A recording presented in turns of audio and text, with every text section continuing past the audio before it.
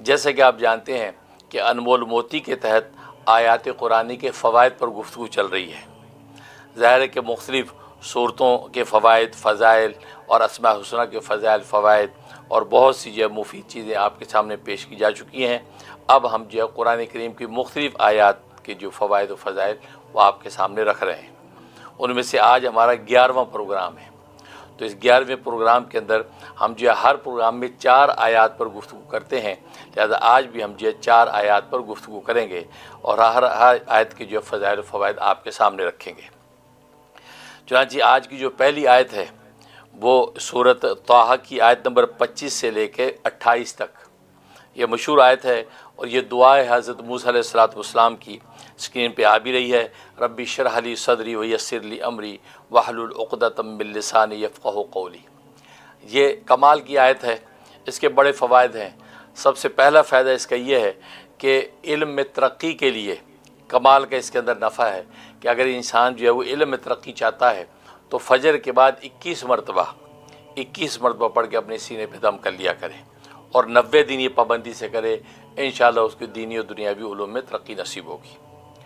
اور دوسرا فائدہ اس کا یہ ہے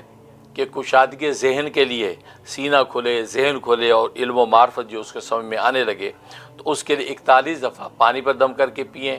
یا تھوڑے سے شہد پہ دم کر کے اس کو چاٹ لیا جائے، اور بچوں کو اگر پلانا ہے تو 41 دفعہ شہد پہ یا پانی پہ دم کر کے ان کو کھلا دیں، یا وہ جو چیز کھاتے ہیں۔ آج کل بچے جو چاکلیٹ، کینڈیاں وغیرہ ایسی چیزیں پسند کرتے ہیں، تو اسی کو اوپر دم کر کے ان کو کھلا دیا جائے تو کمال کا فائدہ ہے کہ بچوں کا ذہن کھلے گا اور علم و معرفت ان کے لیے آسان ہو جائے گی۔ اور ایک فائدہ اس کا یہ ہے کہ اگر تقریر کرنے میں، خطاب کرنے میں یا انٹرویو دینے یا انٹرویو لینے میں انسان کو گھبراہٹ محسوس ہوتی ہے یا عام لوگوں کے اندر بیٹھ کے جو ہے گفتگو کرنے میں گھبراہٹ محسوس ہوتی ہے، تو اس کے لیے زبردست اس کا فائدہ ہے کہ اس مجلس میں جانے سے پہلے 7 مرتبہ پڑھ کے اپنے سینے پہ دم کرے، یا دل پہ ہاتھ رکھ کے 7 مرتبہ اس کو پڑھ لے اور پڑھ کے اپنے سینے پہ پھونک لے اور اس مجلس میں چلا جائے یا خطاب کرنے کے لیے ممبر پر بیٹھ جائے۔ انشاءاللہ کمال کا فائدہ ہے کہ ہر طرح کی گھبراہٹ میں اللہ تبارک و تعالیٰ اس کی کفایت فرمائیں گے اور علم و معرفت کی زبان سے جاری ہوگا۔ تو یہ اس آیت کے فائدے ہیں۔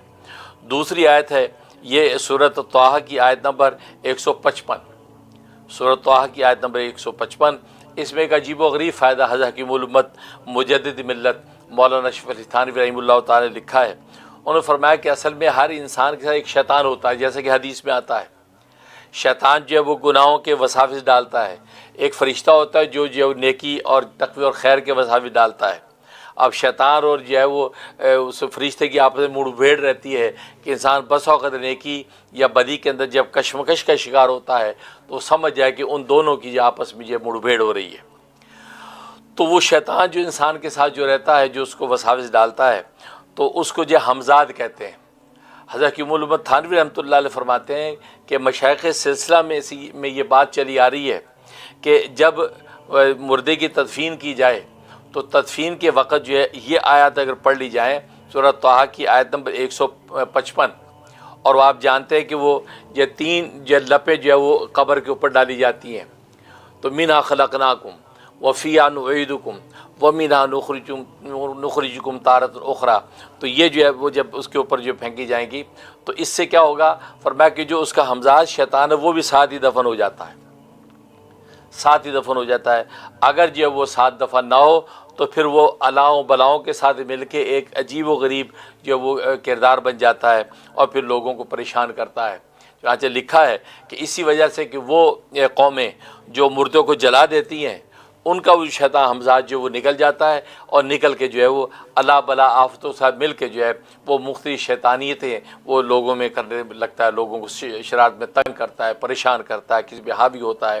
تو اس طریقے سے وہ، لیکن یہ اگر یہ عمل کر لیا جائے تو وہ اس کا شیطان جو ساری زندگی اس پہ وساوس ڈالتا رہا، جس کے بارے میں نبی کریم صلی اللہ علیہ وسلم نے ارشاد فرمایا سوال کرنے پہ، فرمایا کہ میرا جو وہ شیطان تھا وہ مسلمان ہو گیا ہے، یعنی میرا تابعدار ہو گیا، فرما بردار ہو گیا ہے، وہ مجھے خیر کے علاوہ کسی چیز کا مشورہ نہیں دیتا۔ لیکن عام انسانوں کے حوالے سے ایسی کوئی ضمانت نہیں ہے، لہذا فرمایا کہ یہ اگر آیات پڑھ کے جو ہے وہ مٹی ڈالی جائے قبر پہ تو نتیجہ یہ کہ وہ ساتھ ہی دفن ہو جاتا ہے۔ اور دوسرا اس کا فائدہ یہ ہے کہ کوئی بھی زمینی مہم ہے، کوئی زمینی موہ میں انسان کے زمین قبضہ ہوگی وہ حاصل کرنا چاہتا ہے،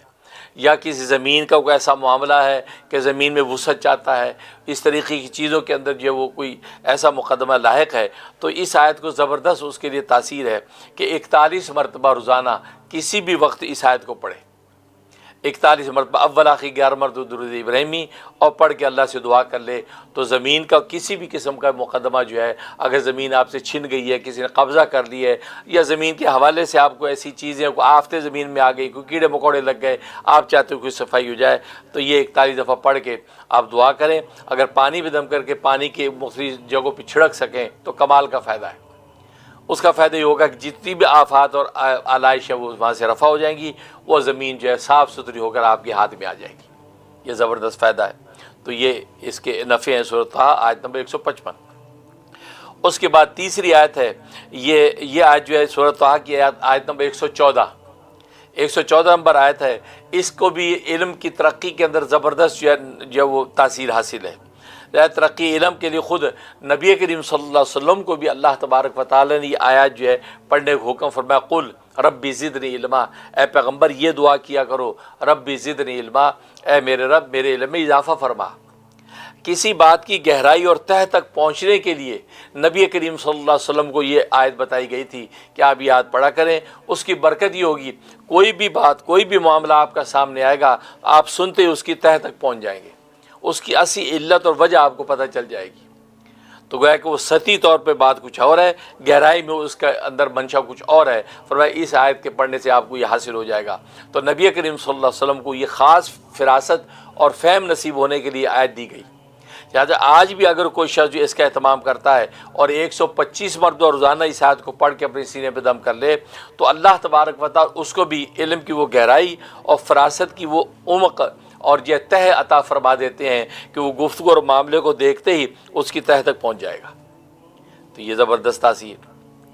اور دوسرا جو ہے زیادی فہم کے لیے، فہم و فراست زیادہ ہو جائے۔ بس اگر بچوں میں بڑوں میں خاص فہم کی کمی ہوتی ہے، بد فہمی ہوتی ہے، بات کو دیر سے سمجھتے ہیں، یا آج کی زبان میں کہ بہت سلو ہے،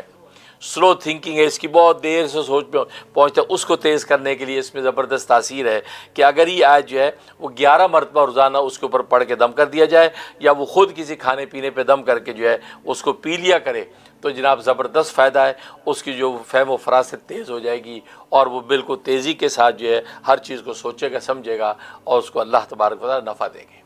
یہ اس کا فائدہ ہے۔